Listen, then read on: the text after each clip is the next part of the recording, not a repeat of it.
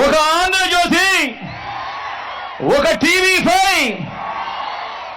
వీరందరూ సరిపోరు అన్నట్టుగా వీరి కుట్రలు, వీరి కుతంత్రాలు, వీరి మోసాలు, వీరి అబద్ధాలు, వీళ్ళందరితో కూడా యుద్ధం చేస్తా ఉన్నాం. ఈరోజు ఏ మనిషి కూడా వీళ్ళు ఎప్పుడూ కూడా గతంలో కూడా ఏ పేదవాడికి చేసిన చరిత్ర లేని వీళ్ళందరూ కూడా అటువైపున కూటమిగా ఉండి ఈరోజు మీ బిడ్డపై యుద్ధం చేస్తా ఉన్నారు.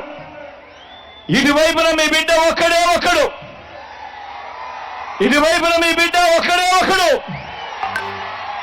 ఇంటింటికి మంచి చేసిన మీ బిడ్డ ఒక్కడే ఒక్కడు.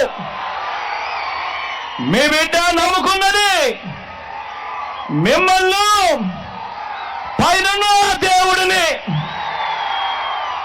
మీ బిడ్డకు పొత్తు ఎవరితో ఉంటే అది మంచి చేసిన మీ అందరితోనే అని చెప్పి కూడా మీ బిడ్డ గర్వంగా చెప్తా ఉన్నాడు.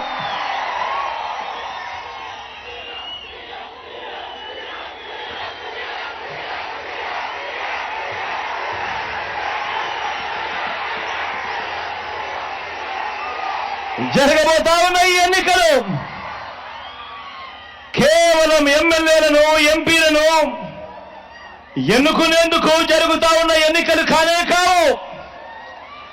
ఈ జరగబోతా ఉన్న ఈ ఎన్నికలు రాబోయే 5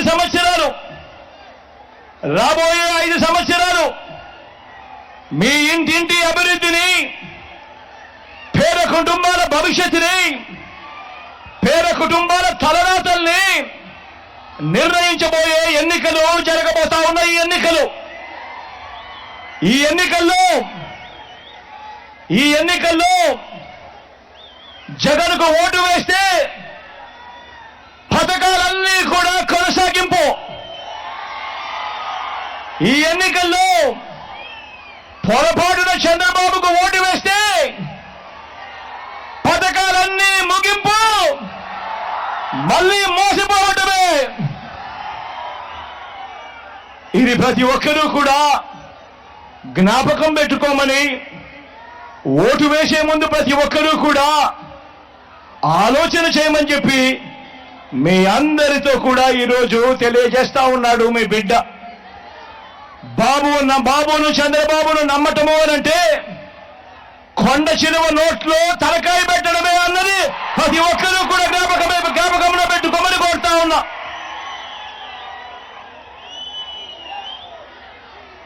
మనందరి వైఎస్ఆర్ కాంగ్రెస్ 2024కు సంబంధించిన మేనిఫెస్టోకు అర్థం పేదలకు మరింత మంచి చేస్తూ, పేదల భవిష్యత్ కోసం మరో 2 అడుగులు ముందుకు వేస్తూ, ఇంటింటి అభివృద్ధికి, ఇంటికే అందుతా ఉన్న పౌర సేవలు, ఇంటికే అందుతా ఉన్న పథకాలు, వీటి అన్నింటి కొనసాగింపే మన మేనిఫెస్టోకు అర్థం. అందరూ కూడా ఆలోచన చేయమని అడుగుతా ఉన్నా. ఎప్పుడు రాష్ట్రంలో జరగని విధంగా ఇంతకు ముందంతా ఎన్నికలప్పుడు మాటిచ్చేవాళ్ళు, మేనిఫెస్టో అని చెప్పేవాళ్ళు. ఎన్నికలప్పుడు మాటిచ్చేవాళ్ళు, మేనిఫెస్టో అని చెప్పేవాళ్ళు. ఎన్నికలు అయిపోయిన తర్వాత ఆ మేనిఫెస్టోను చెత్తబుట్టలోకి వేసే రోజులు గతంలో మనమంతా కూడా చూసాం.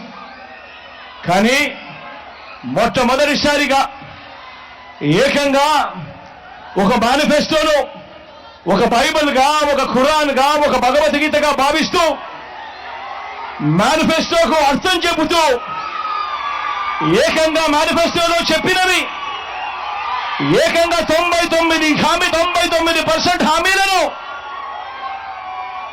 ఏదైతే చెప్పామో అది చేసి, అది చూపించి ఈరోజు ఎన్నికల బరిలో మీ బిడ్డ దిగుతా ఉన్నాడు. మీ అందరి ఆశీర్వాదాలు తీసుకునే దానికోసం విశ్వసనీయత ఉన్న మీ ప్రభుత్వం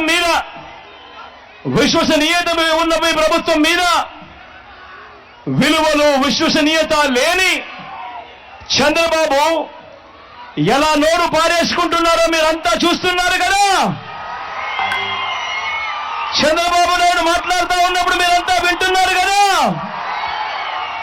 నిజంగా చంద్రబాబు నాయుడు గారు మాట్లాడే మాటలు వింటా ఉంటే, ఆయన మాటలు చూస్తే ఒక్కొక్కసారి 14 ఏళ్ల ముఖ్యమంత్రిగా పరిపాలన చేసిన వ్యక్తి, ఆయన హయాంలో ఆయన ఏం చేశాడు, ఆ చేసిన మంచేమిటి అని ఆ మంచిని చూపించి ఓట్లు అడగాల్సింది పోయి, ఆయన మీటింగులో ఆయన చేస్తా ఉన్నది ఏమిటి అని అంటే, జగన్ను తిట్టి తిట్టి తిట్టి తిట్టి తిట్టి తిట్టి తిట్టి పెడతా ఉంటాడు ఈ పెద్ద మనిషి చంద్రబాబు.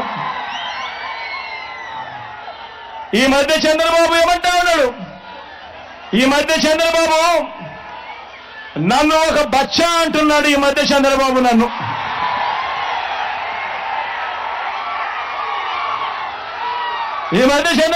ఏమంటా ఉన్నాడు, నన్ను ఒక బచ్చా అంటా ఉన్నాడు ఈ మధ్య చంద్రబాబు. అవును, ఓడిపోయే కాలం వచ్చినప్పుడు, హైదరాబాదుకు వెనక్కిపోయే కాలం వచ్చినప్పుడు,